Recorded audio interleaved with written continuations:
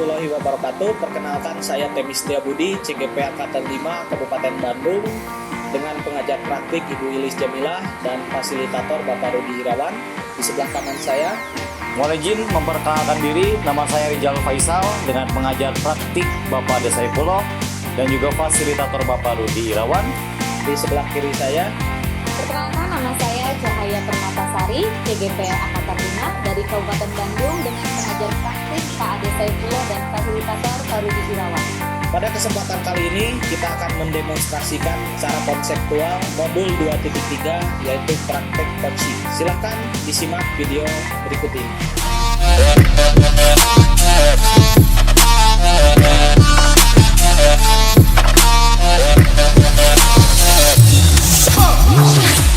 Assalamualaikum warahmatullahi wabarakatuh. Waalaikumsalam warahmatullahi wabarakatuh. Pak Gimana, Temi, sehat? Alhamdulillah saya sehat Pak Temi. Ya, keluarga aman? Aman jaya sentosa Pak Temi. Mudah-mudahan selalu diberikan kesehatan dan keberkahan. Amin Bu, ya rabbal alamin. Pada kesempatan kali ini Bu Cahaya dengan Pak Rijal akan mempraktekkan demonstrasi kontekstual ya Bu, praktek Betul. coaching dengan alur tirta ya Bu, betul? Betul. Apa yang akan Ibu atau bagaimana persiapan Ibu sejauh ini? Persiapannya sejauh ini saya mempelajari alur tirta itu seperti apa ya Pak. Saya lihat-lihat nih di video, lihat-lihat di LMS juga seperti apa. Saya tentunya harus paham dulu seperti apa. Lalu juga selain itu juga saya mempelajari 3 kompetensi itu, antaranya apa? Kehadiran penuh, aktif mendengarkan, dan juga pertanyaan-pertanyaan berbobot. Betul Bu, bahwa dalam coaching ini ada 3 kompetisi yang harus potensi yang harus dimiliki kan gitu. Betul. Ada 1 kehadiran penuh, yang kedua mendengarkan aktif, yang ketiga pertanyaan yang berbobot. Ibu sudah mempelajari, mungkin saat ini silahkan Ibu dimulai untuk proses coachingnya. Silahkan Baik, Bu. terima kasih Pak Temi. Assalamualaikum Pak Rijal. Waalaikumsalam warahmatullahi wabarakatuh Bu Cahaya. Ya, Masya Allah, gimana nih kabarnya hari ini? Kabar secara fisik baik. Baik, berarti sehat ya Pak Sehat. ya? Sehat, Sehat. Alhamdulillah. Bapak bahagia juga? Bahagia. Bahagia. Tapi Bahagia. ngomong bahagianya agak berat gitu Pak. Jadi kayaknya mungkin Bapak ada yang terpendam sedikit. Karena raut mukanya kalau dilihat Nggak bisa sih Pak, bohong ya, Bu? nggak bisa Oh. bohong gitu Pak. Kayak ada sesuatu yang kayaknya ingin Bapak ungkapkan, Ya, betul. tapi ragu-ragu begitu Betul. Pak. Sebenarnya ada apa nih Pak? Ya, jadi saya lagi jelimet sendiri sebenarnya Bu. Oh begitu ya, Saya lagi jelimet. jelimet sendiri gitu. Saya merasa bingung sama diri saya sendiri. Pada intinya apa ya Bu? Saya ngerasa unmood aja gitu Oh, dengan apapun. dengan gitu. apapun itu. Kira-kira Pak Rijal sampai bisa merasakan bingung nih, unmood, terus apa jelimet ini Ya. semua pikiran dan hampir ke semua aspek ya gitu. Itu Ya. kira-kira penyebabnya apa nih Pak?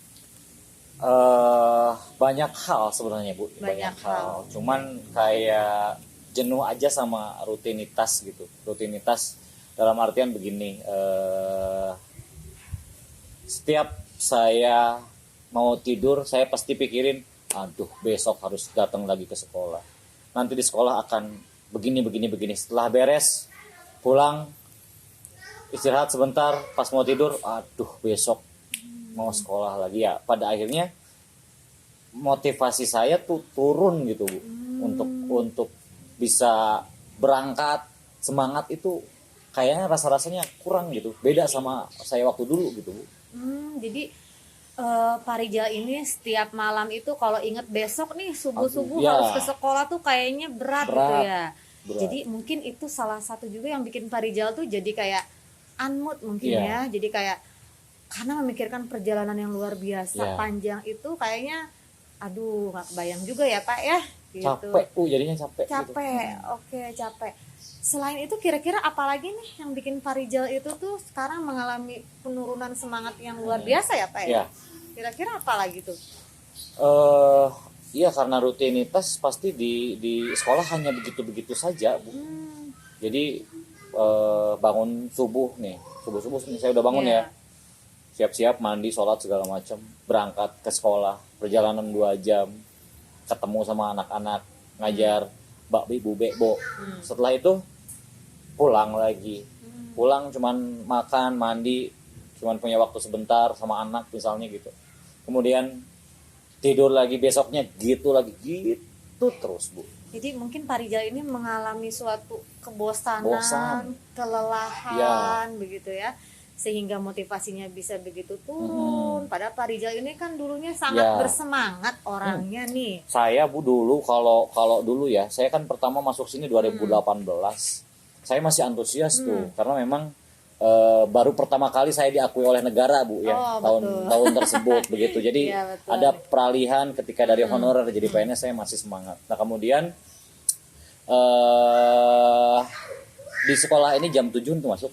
Saya jam 6 biasanya sudah ada di sekolah. Betul sekali. Saya juga dulu sekali ada Pak Rijal Ya. ini luar biasa, jam 6 sudah di sekolah. Nah, Ibu bisa lihat sekarang saya gimana. Saya Iya, jam memang. 8 baru ke sekolah. Betul. Jadi Pak Rijal memang saya juga bisa melihat, wah ini ada apa nih dengan Pak Rijal gitu. Jadi kira-kira nih Pak, aduh biar Pak Rijal yang sekarang ini kembali ke Pak Rijal yang dulu, yang begitu bersemangat, yang begitu antusias Ya. itu, kira-kira harus gimana ya Pak ya? Saya sebenarnya pernah nyoba Bu. Ini kok saya juga tahu ini kok kenapa saya jadi gini. Kemudian saya coba balik ke masa lalu. Saya pernah coba tapi tetap aja susah balik. Nah, kalau saya boleh cerita nih ya Bu, boleh ya cerita. Jadi kayaknya pasca Covid deh Bu. Jadi gini, Gitu. ketika 2018 saya masuk ke sini, kemudian saya baru berapa bulan ya di sini, kurang lebih 6 bulan lah ketika saya masih semangat. Kemudian dihajar badai Covid yang mengharuskan saya diam di rumah. Akhirnya pola-pola hidup saya berubah Bu. Iya. Kalau misalkan dulu kan saya jam 4 tanpa alarm sudah bangun. Kalau sekarang karena sebelumnya Covid saya bangun jam 8, saya bangun jam 7, tidur jam 2 gitu. Ada perubahan itu, maka untuk sekarang kembali ke pembelajaran yang normal jam 7 rasanya berat karena kan kita dihajar badai Covid itu cukup lama ya Bu, Iya, 2 hampir tahun 2 kurang tahun. lebih lah. 2 sampai 3 tahun. Nah, untuk kembaliin proses itu teh wah luar biasa sangat sulit. Kemudian ini deh Bu kayaknya. Ketika Covid kita kan sering di rumah ya, sering di rumah. Nah kalau saya yang nggak sering di rumah, justru ketika Covid saya pikir kesehatan dan olahraga adalah kunci utama untuk terhindar dari situ. Nah, maka untuk mengisi waktu luang karena agar tidak diam di rumah terus, tidak bosan, saya banyak melakukan aktivitas olahraga Bu. Ada saya futsal, badminton, sepak bola, tenis meja. Hampir setiap hari dalam 1 minggu 4 kali saya olahraga ketika Covid. Nah, setelah sekarang kembali ke pembelajaran normal, saya ngerasa kesenangan saya itu terenggut mungkin kayaknya. Oh begitu ya Pak ya, luar biasa sekali dampak Covid ini memang ya, terutama bagi Pak Rijal ini yang memang senang sekali berolahraga. Jadi memang keadaan kita memang jauh berbeda ketika sebelum Covid gitu ya Pak. Nah, Bapak punya apa ya? Mungkin Bapak punya ide atau punya rencana atau mungkin punya sesuatu kegiatan yang bisa mengembalikan atau yang bisa mengatasi masalah ini gitu Pak. Kalau yang saya pikir begini Bu, sebetulnya sudah saya pikirkan, memang cuman belum saya lakukan begitu. Yang saya pikirkan itu begini. Ketika memang saya jenuh dengan rutinitas saya sehari-hari begitu-begitu saja, maka saya harus membuat sebuah tujuan dalam melakukan kegiatan. Nah, tujuan itu apa yang baru terpikir sekarang, tujuannya agar saya termotivasi untuk datang ke sekolah, semangat dan lain sebagainya. Mungkin saya harus melakukan kegiatan di luar rutinitas sekolah yang dilakukan di area sekolah. Ya, saya basicnya suka olahraga. Mungkin kalau misalkan saya buat jadwal kegiatan olahraga di sini bersama guru-guru, mungkin saya akan semangat. Wah, hari Senin besok selain ngajar mau ada futsal nih. Wah, hari Rabu mau ada badminton nih. Mungkin dengan membuat tujuan itu kayaknya bisa mulai mupuk motivasi deh. Iya. Saya Mungkin juga, ya. mungkin. Tapi saya mendengarnya juga itu sangat menarik ya Pak ya. Terutama memang kebetulan walaupun saya bukan guru olahraga nih Pak ya, memang saya juga sangat senang dengan olahraga. Ketika saya mendengar Bapak punya rencana kegiatan seperti itu, wah itu luar biasa menarik nih Pak. Berarti Bapak ada rencana untuk mewujudkan kegiatan itu? Kayaknya harus mulai dilaksanakan ya Bu. Saya awalnya nggak kepikiran, baru kepikiran sekarang. Kira-kira kapan nih mau mulai dilaksanakan atau dicetuskan atau barangkali diajak teman-teman yang lain? Kalau kegiatannya saya pengen secepatnya Bu, kalau bisa minggu depan. Berarti saya harus mengkondisikan dulu ya. Ya mulai nanti malam lah saya coba WA teman-teman saya di sekolah. Ayo Luar futsal biasa. yuk. Iya, Yuk badminton yuk. Siapa yang mau futsal? Siapa yang mau badminton? Gitu kali ya. Gitu kayaknya Bu.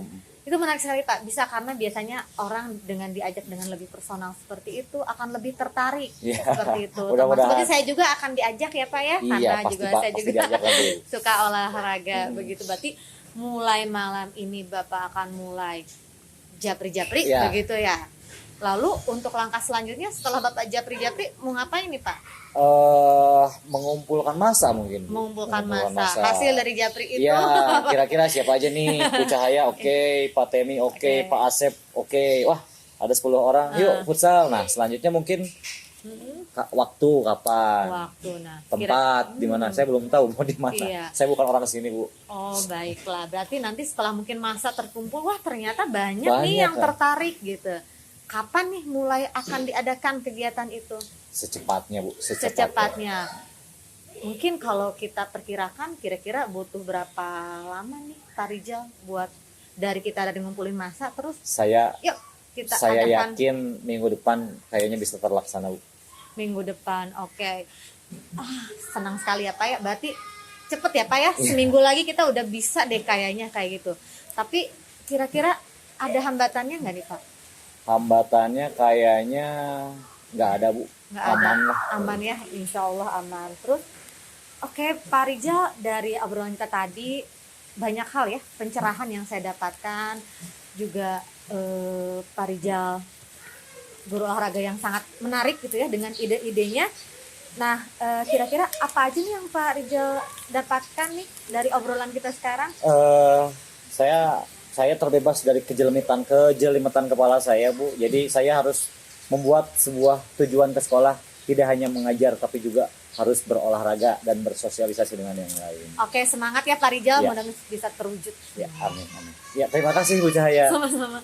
Oke, sudah Bu. Sudah Pak. Nah, tepuk tangan dulu Bu untuk Bu Cahaya. Gimana perasaannya setelah praktek coaching hari ini?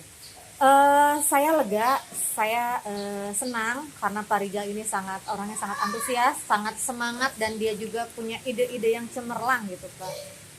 Oke, banyak hal yang didapatkan ya Bu ya. Banyak hal yang didapat. Kalau dari skala 1 sampai 10 nih dari proses coaching ini Ibu ada di angka berapa?